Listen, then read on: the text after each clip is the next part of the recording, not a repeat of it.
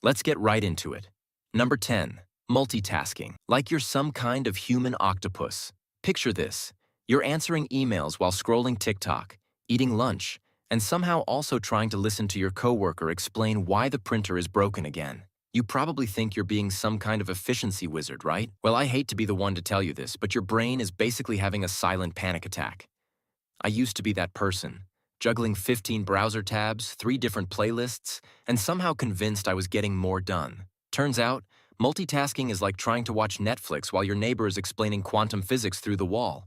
You're not actually processing any of it. Here's what's really happening.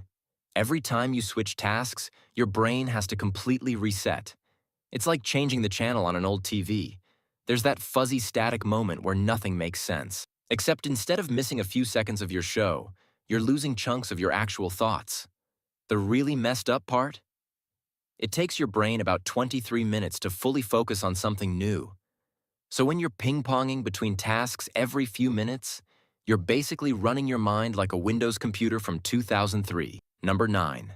Living your life like a walking science experiment. You know that person who tracks everything? Their sleep cycles, heart rate variability, daily mood scores, productivity metrics, and probably has a spreadsheet for how many times they blink per hour.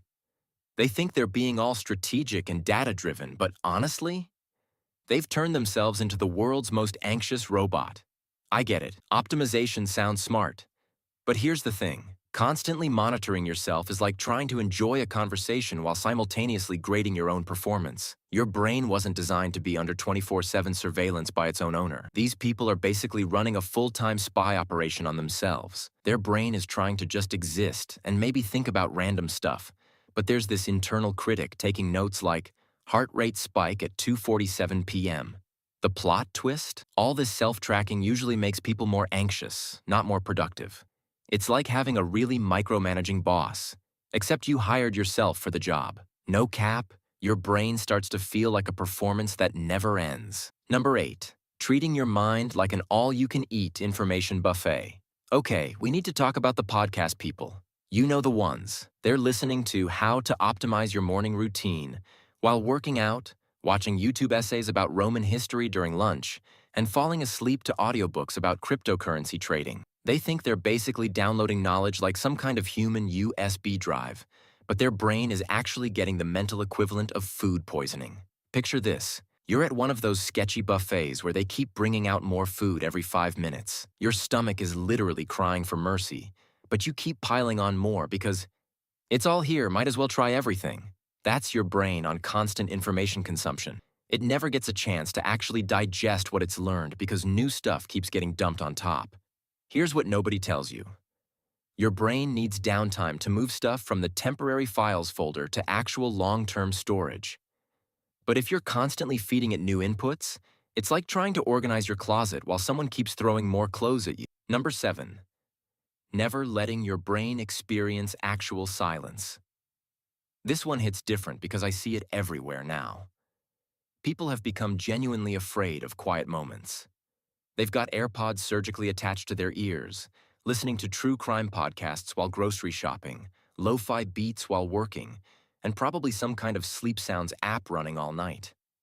It's like they think silence is some kind of emergency that needs to be immediately fixed with other people's voices. But here's the thing. Your brain does its best work when it's not being constantly entertained. That's when it processes memories, makes random connections, and comes up with those shower thoughts that actually make sense. I realized how bad this had gotten when I couldn't handle a 5-minute walk without reaching for my phone. My brain had basically forgotten how to just exist without a soundtrack. It's like training a dog to need constant attention, except the dog is your own consciousness. The really wild part? Some of the most creative and successful people I know swear by boredom. They'll just sit there, doing nothing, letting their minds wander. Meanwhile, the rest of us are drowning our thoughts in a constant stream of podcasts about productivity. Number 6. Positive thinking your way into delusion. Oh, this one's everywhere on social media. You stub your toe and immediately go, well, at least I'm learning to be more present. Your car breaks down and you're like, the universe is teaching me patience. Your brain is basically being gaslit by your own motivational poster collection. Look, I'm not saying you should be negative about everything, but this toxic positivity thing is like putting Instagram filters on your problems. It doesn't actually fix anything. It just makes everything look fake. Your brain needs to process negative emotions, not constantly redirect them into gratitude journals. It's like trying to hold a basketball underwater. Eventually, it's going to pop up and probably smack you in the face. Your mind is trying to say, hey, this situation actually sucks and we should deal with it, but you're busy writing about how thankful you are for this growth opportunity. Here's the plot twist. People who do this are often the most anxious because they never actually solve their problems. They just keep slapping happy thoughts on top of them like emotional duct tape. It's giving everything is fine while sitting in a burning room vibes. Number 5. Speed reading. Like you're in some kind of literary Olympics. The speed reading people crack me up.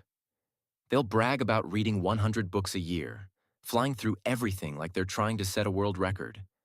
They think they're intellectual athletes, but honestly, they're basically treating books like competitive eating. It's not about enjoyment or nutrition. It's just about getting through as much as possible. Reading fast doesn't mean understanding more. It's like speed dating, but for ideas. You might meet a lot of concepts, but you're not really getting to know any of them. Your brain needs time to marinate on ideas, make connections, and actually think about what it's consuming. I used to know someone who read a book every 2 days and couldn't tell you what any of them were actually about. Their brain became like a really inefficient scanner. Lots of input, zero processing. They turned reading into a productivity metric instead of, actually learning something. The really sad part? Deep reading. Actually thinking about what you're consuming. Literally rewires your brain in good ways. But speed reading? That's just visual recognition. It's like the difference between tasting wine and chugging it to say you drank it. Number 4. Popping brain pills like you're upgrading your mental RAM. The nootropics people are something else. They're spending hundreds on supplements with names like Neuromax Elite Cognitive Enhancement Formula, thinking they're basically installing brain upgrades. It's like they believe their mind is a gaming computer that just needs better specs. Here's the reality check. Most of these smart drugs are just overpriced caffeine with fancy marketing. You're basically paying premium prices for energy drinks that taste like chalk and disappointment. I've seen people spend more on brain supplements in a month than I spend on groceries. The placebo effect is so strong with this stuff that people convince themselves they're thinking clearer while actually just being more jittery and anxious. Their brain is running on artificial stimulation like a car on nitrous. Sure, it might feel faster, but you're probably going to crash. But here's what gets me. These same people won't do the basic stuff that actually improves brain function, like sleeping enough, exercising regularly, or not constantly stressing about their cognitive performance. It's like trying to fix your car by adding racing stripes instead of changing the oil. Number 3. Information fasting. Like you're detoxing from knowledge. The digital detox crowd is wild. They'll dramatically announce they're going offline for 48 hours, acting like they're about to climb Mount Everest or something. Then they come back talking about how enlightened they feel, like they just discovered fire. The problem isn't the technology. It's the compulsive relationship with it. Going cold turkey for a weekend, then binge-watching Netflix for 12 hours straight is like thinking you're healthy because you ate salad for lunch before demolishing an entire pizza for dinner. Your brain needs consistent habits, not dramatic gestures. These detox people are treating their minds like they're doing some kind of juice cleanse, but mental health doesn't work that way. It's like thinking you can fix your sleep schedule by staying awake for 3 days straight. The really ironic part? Most of them spend their entire detox thinking about all the stuff they're missing online. Their brain is like, what if someone needs us? Did someone post something important? Are we missing out on drama? They're basically still online mentally even when they're physically disconnected. Number 2. Micromanaging your own thoughts like a control freak boss. This is where it gets really weird. Some people have turned their inner monologue into a performance review. They're constantly checking in on their thoughts like, am I being productive right now? Is this thought aligned with my goals? Should I be thinking about something more important? It's like hiring a really annoying supervisor to live in your head rent-free. Your brain is just trying to wander and maybe think about why hot dogs come in packs of 10 but buns come in packs of 8. But there's this internal critic going, that's not optimizing your mental bandwidth. I know someone who literally schedules time for deep thinking and then gets stressed when their mind wanders to random stuff.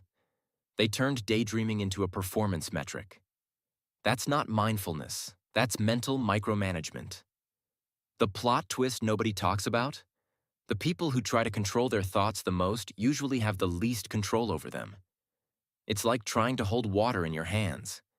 The tighter you squeeze, the more it slips away. Your brain rebels against being managed like a corporate project.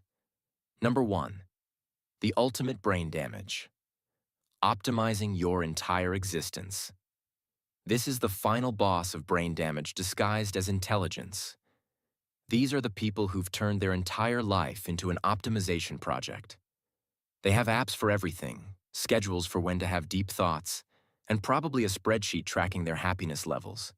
They think they're life hackers, but they've basically turned themselves into the world's most anxious productivity robots. Every moment becomes a question. Is this the optimal way to spend my time? Should I be doing something more beneficial? Am I maximizing this experience? Your brain wasn't designed to be constantly measured and improved. It's like trying to enjoy a sunset while simultaneously taking notes on color temperature and checking if you're feeling the optimal amount of awe. Sometimes the best thing you can do for your brain is just let it be a freaking brain. Here's the ultimate irony that nobody talks about. All this optimization usually makes people perform worse, not better. They become so focused on the process of improvement that they forget to actually live their lives. It's like spending so much time planning the perfect vacation that you never actually go anywhere. Scientists have a term for this: analysis paralysis. But I call it turning yourself into a really expensive, really anxious robot that runs on anxiety and protein powder. The people who seem most optimized are usually running from something, and that something is just being human. Being messy, imperfect, and sometimes just sitting around thinking about random stuff without turning it into a productivity metric. That's all for today. I'll be making similar videos in the future. Subscribe to see them.